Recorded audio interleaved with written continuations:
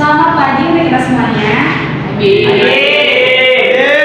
Baiklah, sebenarnya kami mengucapkan terima kasih kepada teman-teman yang telah berikan waktunya pada pagi hari ini untuk datang melihat presentasi kami dari Pokok. Sebelumnya kami akan memperkenalkan diri. Perkenalkan, nama saya Indah Taswid sebagai moderator. Perkenalkan, saya Atika Cantik. Perkenalkan, nama saya Desi Purwani sebagai pemateri. Perkenalkan, nama saya Didi Oktaviani sebagai pemateri. Saya Indah sebagai pemateri. Saya Siti Nurliza sebagai pemateri. Baiklah, di sini yang kami bahas adalah Pancasila sebagai dasar negara dan akan diawali dari penjelasan dari sini. Nah, yang pertama, konsep negara dan tujuan negara. Yang pertama, mempelajari konsep negara. Negara adalah suatu kekuasaan yang berdaulat di mana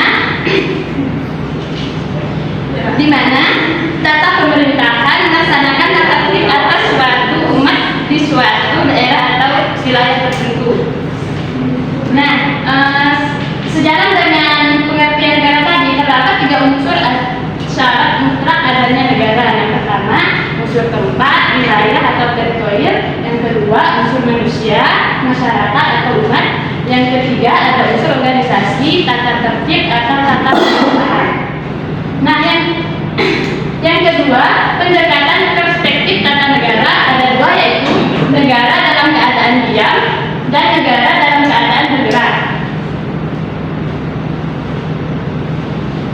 Yang kedua, ada tujuan negara. Terdapat 5 tujuan negara seperti yang kita lihat sendiri. Yang pertama, kekuatan, kekuasaan, dan kebesaran. Yang kedua, kepastian hidup, keamanan dan ketertiban. Yang ketiga, keadilan. Yang keempat, kesejahteraan dan kebahagiaan hidup. Yang kelima, ada kemerdekaan. Dan terakhir, ada pendekatan untuk mewujudkan tujuan negara. Terdapat 2, yaitu kesejahteraan dan pendekatan keamanan. Konsep dasar dan urgensi dasar negara. Nah, konsep ini merupakan menelusuri konsep memperdalami proses suatu dasar negara dengan urgensi yang bersifat dilaksanakan. Nah, dasar negara ini memiliki 2 secara bahasa, yaitu secara etimologis dan secara terminologi. Secara etimologis ini dasar negara merupakan sama juga dengan norma dasar cita hukum. Secara terminologis, nah secara terminologis ini dasar negara adalah sebagai dasar landasan untuk pembentukan suatu dan pengelolaan negara. Kedudukan dasar negara ini merupakan kedudukan tertinggi. Dia berbeda dengan kedudukan dasar negara, berbeda dengan kedudukan peraturan perundang-undangan. Karena di dalam kedudukan dasar negara ini bersifat permanen, tidak berubah walaupun perkembangan zaman. Tapi kedudukan peraturan perundang-undangan ini dia akan berubah secara fleksibel karena dia menuntut dengan tuntutan perkembangan zaman. Baiklah, selanjutnya kita akan membahas tentang histori, sosiologis, dan politis dalam Pancasila sebagai dasar negara. Nah, yang pertama kita akan membahas bahwasanya ideologi itu sangat menentukan ada di Indonesia. Oleh karena itu, Pancasila kita itu dijelaskan oleh ideologi kita. Yang kedua adalah sumber historis Pancasila sebagai dasar negara. Nah, di sini kita akan membahas tentang sedikit sejarah kita di Indonesia.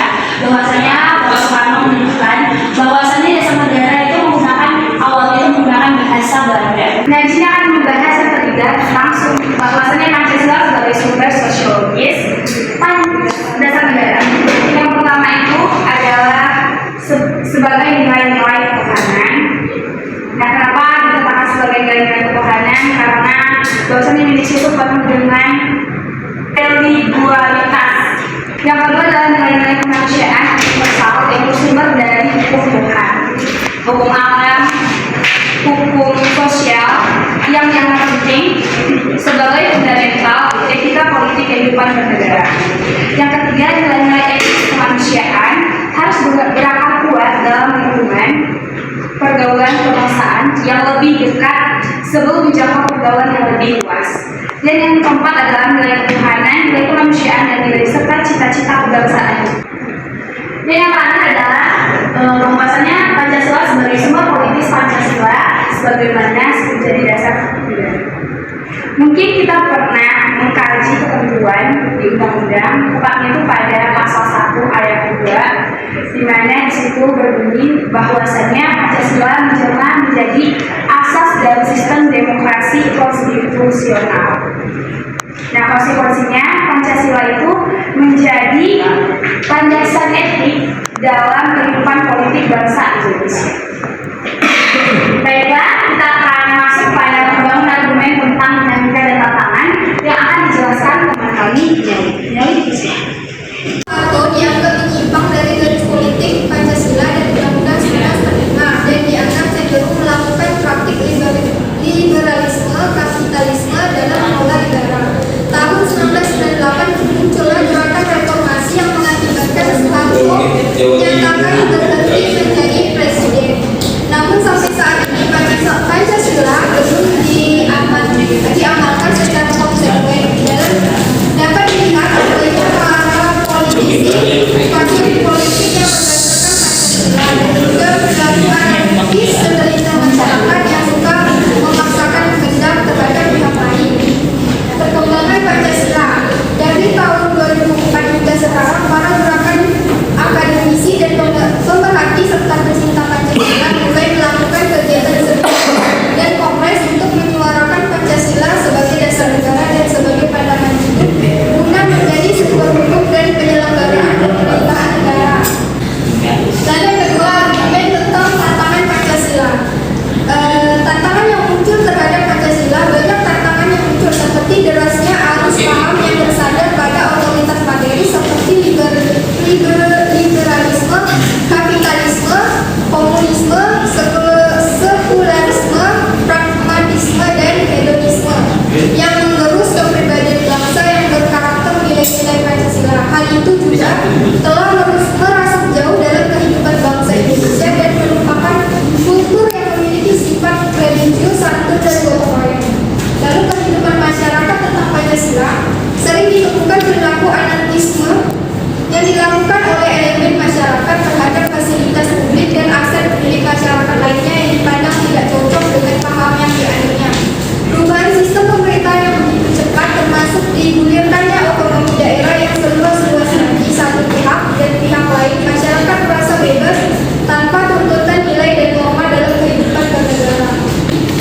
Pendeskripsian esensi urgensi yang akan dijelaskan oleh Desi yang bersama. Esensi Pancasila sebagai dasar negara, sebagaimana Pancasila secara legal formal telah diterima menjadi dasar negara Indonesia pada tanggal 18 Agustus 1945. Nah, penerimaan Pancasila sebagai dasar negara merupakan milik bersama akan memudahkan semua bangsa dalam membangun negara berdasarkan prinsip-prinsip konstitusional. Nah, yang kedua, urgensi Pancasila sebagai dasar negara. Ini ada dua pendekatan. Pertama, institusional atau kelembagaan itu menyelenggarakan negara pada nilai-nilai Pancasila sehingga negara Indonesia sebagai negara modern tujuan negara penduduknya masyarakat adil dan makmur. Yang kedua, itu sumber daya manusianya. Itu agar jabatan dalam melaksanakan nilai-nilai Pancasila dan tanggung jawab yang kebijakan negara. Ini maksudnya itu memutuskan kebijakan itu secara adil. Sekian. Baiklah, demikian yang dapat kami sampaikan tentang Pancasila sebagai dasar negara. Dan kami telah mengulas bagaimana bahwasannya negara kita memiliki konsep negara, tujuan, urgensi, bahkan kita juga mengetahui alasan-alasan kajiannya. Bahkan kita bisa menggali tentang historis dan sosiologis bahwasannya Pancasila itu prosesnya menjadi dasar negara kita. Dan sekarang kita akan membahas tentang pendeskripsi esensi dan urgensi yang akan dijelaskan oleh teman kami Andika. Baiklah, di sini saya akan membahas tentang mendeskripsikan esensi dan urgensi. urgensi Pancasila sebagai dasar negara. Di sini saya akan membahas tentang penjabaran Pancasila dan pasal-pasal Negara Republik Indonesia tahun 1945. Untuk Pancasila dan pasal-pasal di sini perlu kita ketahui bahwa antara Pancasila dan pasal-pasal ini memiliki dua sifat yang berbeda. Yang pertama, Pancasila ini bersifat permanen atau tidak bisa dirubah, sedangkan pasal-pasal ini tersebut bersifat tidak permanen atau bisa dirubah. Seperti yang kita lihat, yaitu Pancasila poin 1 sampai poin 5 tersebut tidak pernah dirubah. Akan tetapi dari histori ataupun dari negara lain tersebut tidaklah cukup. Jadi beliau jadi Insinyur Soekarno tersebut menjabarkan 5 prinsip gagasan landasan dasar negara. Yang pertama, kebangsaan; yang kedua, internasionalisme; yang ketiga, mufakat; yang keempat, keadilan dan kesejahteraan; dan yang kelima yaitu dan 5 prinsip tersebut dari Piagam Jakarta Charter atau itu mengalami perubahan atau mengalami kontroversi, yang dimana isinya tersebut kewajiban menegakkan syariat Islam itu dihapuskan, karena pada dasarnya atau kita ketahui yang mencetuskan atau yang menggagaskannya itu panitia 9 yang isinya religius semua, tokoh-tokoh religius. Jadi itu dihapuskan menjadi ketuhanan. Teman-teman bisa lihat yaitu untuk perubahan Undang-Undang Dasar Negara Republik Indonesia sendiri dia mengalami 4 amandemen. Yang pertama, teman-teman bisa lihat amandemen 1 pada tanggal 19 Oktober 1999, amandemen kedua, amandemen ketiga, dan amandemen keempat. Baiklah, demikian pertemuan yang dapat kami sampaikan mengenai Pancasila sebagai dasar negara. Di sini kami akan kasih pertanyaan kepada teman-teman yang mungkin ada kurang jelas dalam penyampaian kami. Kami persilakan. Kami persilakan kepada teman-teman yang ingin bertanya. Baiklah, mungkin yang pertama kepada saudara Andri.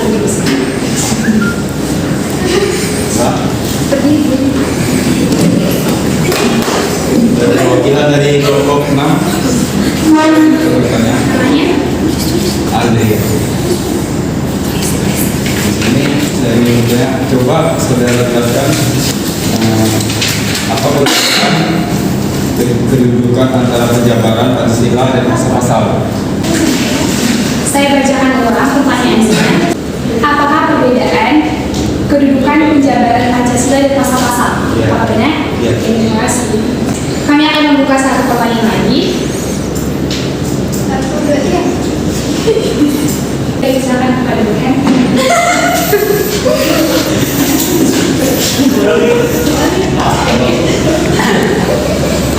Pertanyaannya, perkenalkan nama saya Burhanuddin, perwakilan dari kelompok 3. Dan untuk pertanyaannya, kan ada yang dibacakan paham liberal tadi kan. Nah, kenapa paham liberal itu ditinggalkan dan apa alasan ditinggalkan itu? Sekian, terima kasih. Kami bacakan pertanyaannya sekali lagi. Apa yang dimaksud dengan paham liberal dan mengapa ditinggalkan? Terima kasih. Baiklah, kami akan mendiskusikan dua pertanyaan yang telah kami dapat. Dan saya minta beberapa waktu sejenak untuk kami berdiskusi. Terima kasih. Setelah kami berdiskusi tentang dua pertanyaan yang begitu luar biasanya, akhirnya kami dapatkan jawaban-jawaban kami. Yang pertama adalah pertanyaan dari Andri, di mana pertanyaannya perbedaan kedudukan penjabaran Pancasila dan pasal-pasal yang akan dijawab oleh teman kami kepada Dewi. Di sini berdasarkan hasil diskusi kami bahwa ini menurut kami dan pemahaman kami bahwa perbedaan kedudukan antara Pancasila dan pasal-pasal itu berbeda. Nah, kedudukan yang paling tinggi itu Pancasila, karena pada Pancasila ini kedudukannya dia bersifat permanen, tidak dapat berubah walaupun perkembangan zaman kapanpun tetap dia Pancasila dengan kedudukannya itu. Sedangkan untuk pasal-pasal atau undang-undang itu dia akan berubah atau fleksibel. Dia fleksibelnya dia mengikuti perkembangan zaman atau tuntutan zaman. Nah, dan undang-undang juga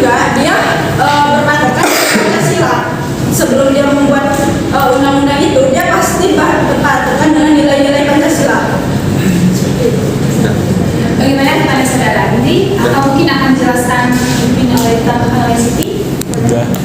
Ya, saudara Adri, saya menggunakan sedikit jawaban dari ini. Nah, untuk perbedaan antara Pancasila dan Undang-Undang itu, seperti yang kita ketahui, Pancasila itu merupakan dasar negara atau ideologi negara kita sendiri kan. Jadi, Pancasila itu tidak bisa berubah dan memiliki ketetapan yang sudah ditetapkan. Sedangkan untuk undang-undang sendiri itu terbentuk dari Pancasila itu sendiri, terbentuk dasarnya itu Pancasila. Jadi mengikut perkembangan zaman itu bisa berubah-ubah. Baiklah, apakah Anda sudah paham? Baiklah, terima kasih pada Andri. Selanjutnya kami akan mencoba untuk menjawab pertanyaan dari saudara Burhan yang akan dijelaskan oleh Mili kepada Andri. Jadi tadi kan pertanyaannya tuh kenapa sistem demokrasi liberal itu ditinggalkan? Jadi itu karena partai politik itu masing-masing mementingkan kepentingan golongannya. Seringnya terjadi pergantian kabinet, badan konstituante gagal dalam tugasnya untuk membuat konstitusi baru.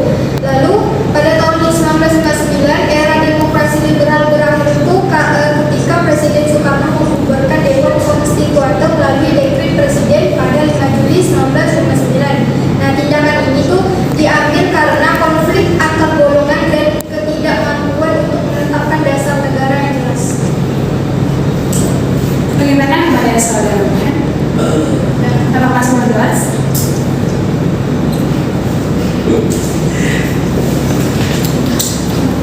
Kalau masih belum jelas, mungkin akan ditambahkan lagi ya. Boleh ditambahkan? Mungkin teman-teman ada yang mau tambahkan? Tadi kan pertanyaan dari Burhan, apa pengertian dari liberalisme dan mengapa bangsa Indonesia meninggalkan liberalisme ya? Nah, seperti yang kita tahu sendiri, liberalisme itu adalah suatu paksa yang menganut kebebasan, mau itu berpendapat ataupun bebas lah gitu kan. Jadi, mengapa rakyat Indonesia meninggalkan liberalisme? Karena ketika kita menerapkan liberalisme di negara kita, itu akan terjadi kesenjangan sosial atau ketimpangan sosial. Artinya, di mana gambarannya itu seperti rakyat miskin dan rakyat yang kaya, si miskin dan si kaya. Iya, jadi sebenarnya kenapa kita di awalnya itu, kenapa kita bisa mengandung paham liberalisme? Itu yang pertama adalah karena pada saat itu kan Indonesia masih dalam pembangunan dasar, karena dasar itu belum jelas. Nah, dengan adanya liberalisme ini, awalnya kita itu pengen menarik perhatian negara lain, karena kan seperti kita ketahui bahwa liberal itu kan sudah dianut oleh seperti Amerika Serikat yang memang negara-negara yang sudah maju. Nah, tapi di tahun Pak Soekarno itu tuh ditiadakan karena ternyata setelah kita menganut itu sama aja gitu. Kita ideologi kita nggak ada dan kita tuh nggak ada prinsip yang jelas. Berakhirnya masa itu juga merupakan awal kita dulu pernah mencari sistem presidensial dengan demokrasi yang dipimpin oleh Pak Soekarno. Nah, melakukan pemerintahan demokrasi terpimpin ini sudah menata kembali kehidupan politik Indonesia. Makanya pada saat itu walaupun sebenarnya dasar kita belum Pancasila, tapi di situ kayak udah mengkerucut bahwasannya kalau liberal ini nggak akan cocok di negara kita, karena negara liberal itu adalah negara individu yang tidak dipimpin oleh pemerintahan dan tidak adanya demokrasi antara satu dengan yang lainnya. Jadi terlalu bebas dengan negara kita yang mengandung banyak agama dan adanya batasan-batasan sehingga itu tidak bisa diperlakukan di Indonesia. Oleh karena itu akhirnya pada tahun 1999 itu berakhir di masa pemerintahan Pak Presiden Soekarno. Bagaimana kepada saudara Burhan? Apakah ada pertanyaan yang lain dari teman-teman? Baiklah, karena sudah tidak ada, kami mengucapkan terima kasih kepada teman-teman yang hadir pada hari ini. Semoga apa yang telah kita bahas dan diskusikan bersama bisa menjadi ilmu baru yang bisa membangun mindset kita untuk lebih berpengetahuan ke depannya. Kami ucapkan terima kasih. Assalamualaikum warahmatullahi wabarakatuh.